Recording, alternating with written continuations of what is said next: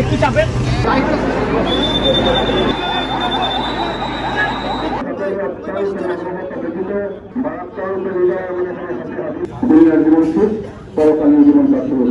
এটা কিন্তু নকল বাসস্থান। আজকে আল্লাহ পাক রব্বুল আলামিন তার তো পরিসংখ্যাত করা হচ্ছে।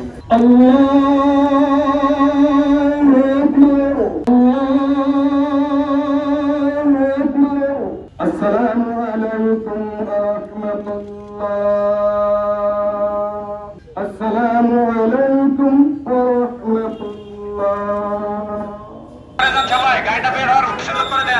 ঈদুল আজহায় সে এসেছিল, আসার পরে তার ছোটো বোনের বিয়ে ছিল, বিয়েটা কমপ্লিট করে সে আবার চলে গেছিলো, বেশি সময় দিতে পারেনি, 4-5 দিন ছিল।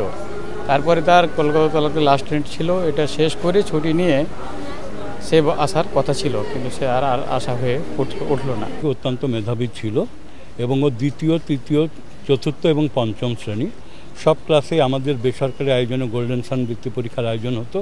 এই আয়োজনে ও ল্যাবরেটরি স্কুল থেকে তৃতীয় থেকে পঞ্চম শ্রেণী পর্যন্ত অংশগ্রহণ করে প্রতিবারই সে মেধার স্বাক্ষর রেখেছে এবং বৃত্তি পেয়েছে। এ কারণে আমাদের প্রতিষ্ঠানে সে বেশি বেশি যেত, আমাদের সঙ্গে কথা হতো। আন্টি আঙ্কেল দুজনেই ভালো এবং ভাইয়াও অনেক ভালো। ঠিক আছে, এখানে তো ওনারা ভাড়া থাকে আর পেট্রোল পাম্পের কাছে ওনাদের নতুন বাসা করছে। তো ভাইয়ার তো হঠাৎ করে কালকে তো ওনার যেটা দাদার বাড়ি এবং কৃষ্ণচন্দ্রপুর গ্রামটা, ওই গ্রামে একটা প্রাইমারি স্কুল আছে। আমি ওই স্কুলের 20 বছর হেডমাস্টার। অ্যাটাচ বাড়ি ওনাদের। ওনারা পারিবারিকভাবে অত্যন্ত আমাদের ক্লোজ।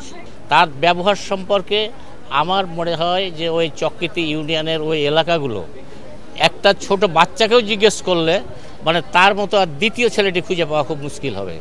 এবং আমরা তাকে যতটুকু জানি মানে খুব কাছের সাথে একসাথে চলাফেরা, মানে এতভাবে আমাদের মানে শ্রদ্ধা জানাতো, সেটা অকল্পনীয়, আমরা ভাষায় প্রকাশ করতে পারি না নিজেরা এবং ওই এলাকাবাসী মানে গভীরভাবে মর্মাহত এই বিষয়টা নিয়ে আর কি। এটা মানে বলার ভাষা আমাদের নাই। ব্যবহার অমায়িক ব্যবহার, এলাকার লোক কেউ তার কোনো ই করতে পারবে না, সবাই জানে এসে খুব ভদ্র ছেলে, সব হাসি মুখে সবার সাথে কথা বলে। এই জন্য সবাই খুব মর্মাহত এই সংবাদ শোনার পরে এলাকার।